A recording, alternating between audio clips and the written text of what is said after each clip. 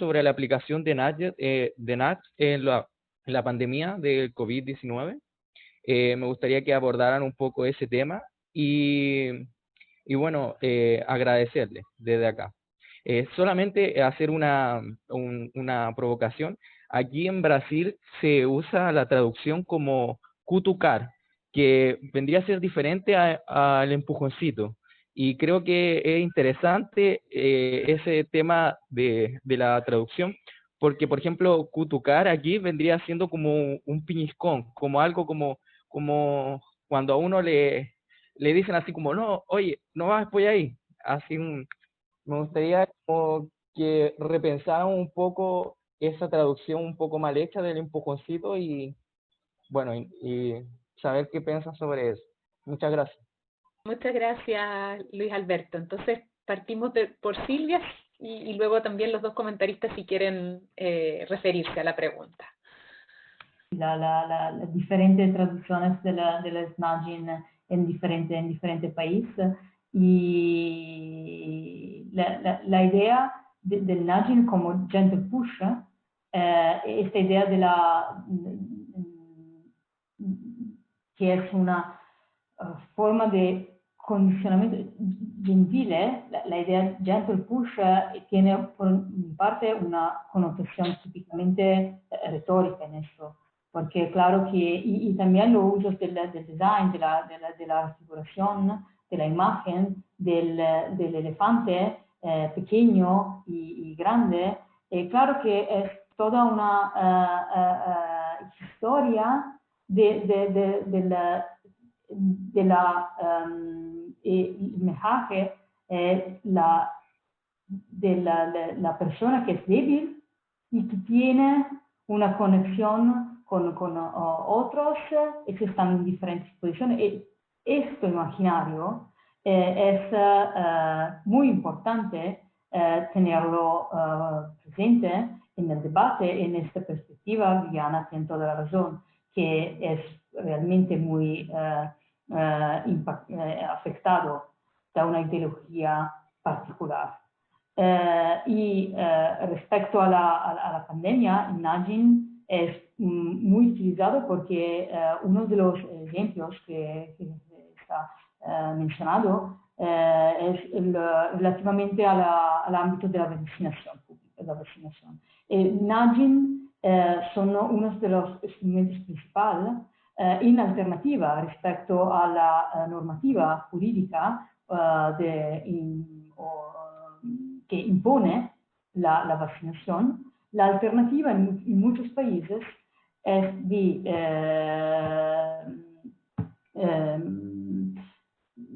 incentivar a las personas por el medio del nudging. Esto es un problema de diferente relación entre la visión de la autoridad pública y de los ciudadanos. Si son en una situación de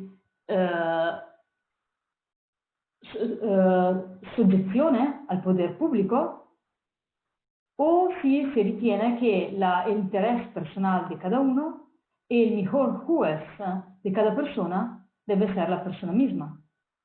Claro que todo esto implica discutir de los principios del daño, de los principios de la libertad individual. No tengo ninguna pretensión de proponer una respuesta o una teoría sobre este problema. Respecto a la cuestión de que el nudging son diferentes a las normas, ¿por qué? No solo son porque no tienen un elemento lingüístico. Esto es una cuestión controvertida, porque claro, en muchísimos casos los nudgings no tienen nada que ver con el lenguaje, porque son simplemente cosas situadas en diferentes espacios, etc. Pero muchos nudging también tienen los medios del lenguaje verbal o lenguaje no verbal. Y ahora, también en este caso, el problema es el concepto de significado que tenemos. Son significantes solo discursos lingüísticos verbales, o también el contexto habla en un otro sentido y tiene una influencia sobre nuestro comportamiento. Y el nudging considera precisamente este aspecto. Pero también el derecho, en muchísimas situaciones actuales, considera esto medio no solo el discurso, las normas jurídicas no son incluidas solo en discursos jurídicos en el sentido de disposiciones normativas expresadas en lenguaje, etc. Pero nuevamente esto es un problema de definición del concepto de derecho que tenemos. Quería referirme a la parte de la pregunta sobre el empleo de esta técnica frente a la pandemia. Y yo diría que, siguiendo las recomendaciones de la Organización Mundial de la Salud, el uso del NAT se ha proyectado en dos aspectos, o fundamentalmente en dos aspectos, porque puede que se me queden algunas cosas afuera. De un lado, la transmisión de normas sociales, ¿cierto? De la importancia de lavarse frecuentemente las manos, de usar mascarillas, de mantener la distancia social, y sobre todo de generar una especie de conciencia respecto de la importancia de seguir ciertos cursos de acción sobre los cuales no puede haber una fiscalización permanente, ¿cierto? Pero por otro lado, también toda esta teorización que hay detrás del NAT ha servido para evitar imponer limitaciones más estrictas a la libertad individual que quizás podrían ser necesarias en ciertos contextos. Y en concreto hay dos postulados que han servido a este fin, que es el de reactancia psicológica, como se le traduce en español, que es la idea de que si una persona percibe que cualquiera de sus comportamientos actualmente libres es eliminado o se encuentra en riesgo de ser eliminado, se va a activar en ella un estado motivacional dirigido a restaurar esa libertad y suprimir cualquier riesgo que la amenace, como el adolescente, ¿cierto?, que le dicen tú no puedes salir y quiere salir. Y de este modo, cada vez que una autoridad restringe la libertad individual y limita el control de las personas sobre sus vidas en cualquier aspecto, aunque sea trivial, la asunción es que ellas van a tender naturalmente a rebelarse, aun cuando la restricción sea beneficiosa o reduzca daños. Y entonces, en el marco de las estrategias de respuesta a la pandemia, la reactancia psicológica haría desaconsejable imponer coercitivamente medidas como cuarentenas, toques de queda, uso obligatorio de mascarillas u otras similares, porque eso paradójicamente podría tener el efecto de generar el comportamiento opuesto.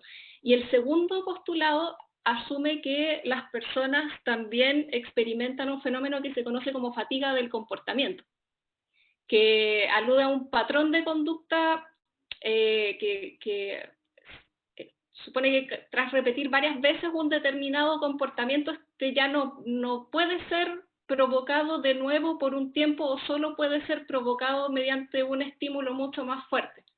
O sea, no sé si me explico. Cuando las personas se involucran en una actividad física o mentalmente demandante de forma sostenida o continua en el tiempo por un periodo prolongado de tiempo, llega un momento en que ya no pueden mantener ese estado. Entonces, si proyectamos estas ideas al contexto de la emergencia sanitaria, resultaría desaconsejable imponer muy tempranamente una restricción significativa a la libertad individual, como la cuarentena de larga duración, porque si así fuera se corre el riesgo de que las personas obedezcan al inicio, pero dejen de hacerlo en algún momento, justo cuando el cumplimiento pueda ser más necesario todavía, ¿cierto? Y aquí yo creo que estas dos asunciones, estos dos presupuestos, reflejan una crítica muy seria hacia el NAT y hacia los partidarios del paternalismo libertario, porque lo que se dice es que muchas veces para formular propuestas que sean más atractivas políticamente, tienden a, perdón, tienden a descartar ciertos hallazgos de las ciencias del comportamiento o digamos, a no considerarlos en toda su extensión, por ejemplo, sin considerar su aplicabilidad a gran escala, que a veces se basan en estudios que tienen unas muestras muy, muy pequeñas, sin considerar, por ejemplo, si son aplicables en condiciones no experimentales, o si son aplicables en contextos socioeconómicos, culturales y personales variables. Eso podría decir yo en relación con esa pregunta.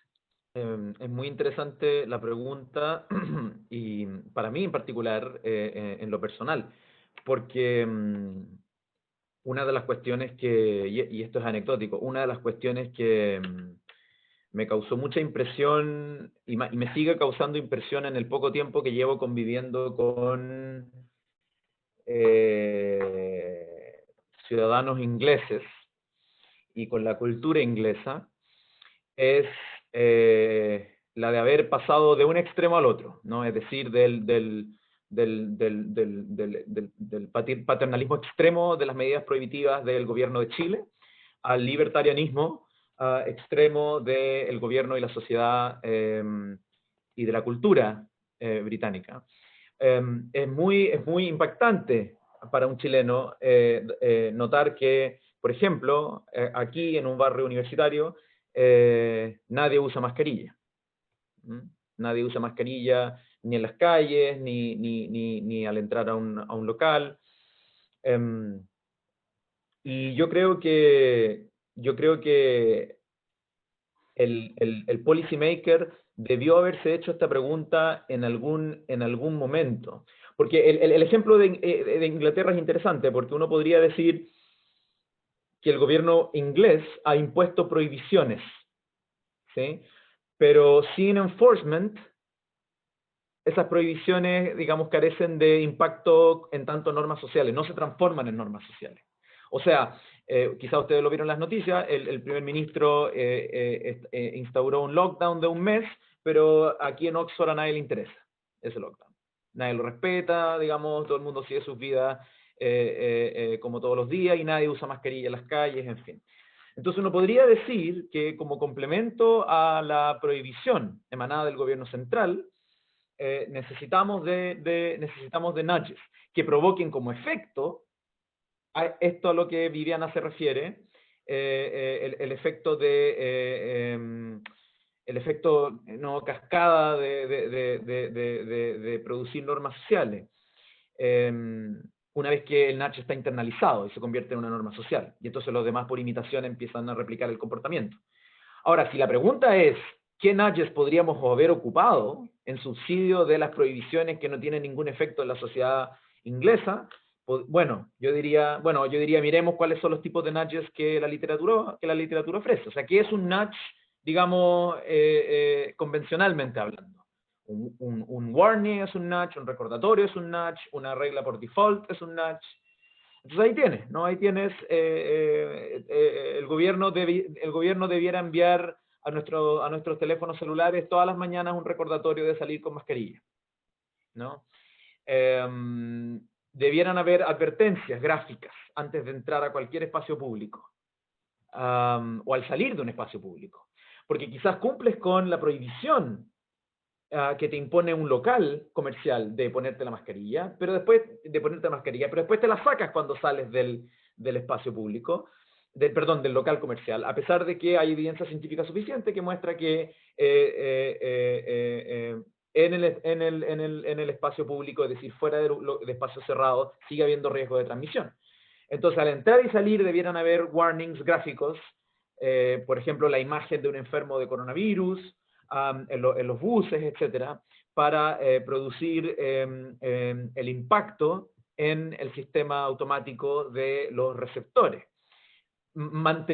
preservando, por cierto, libertad de elección.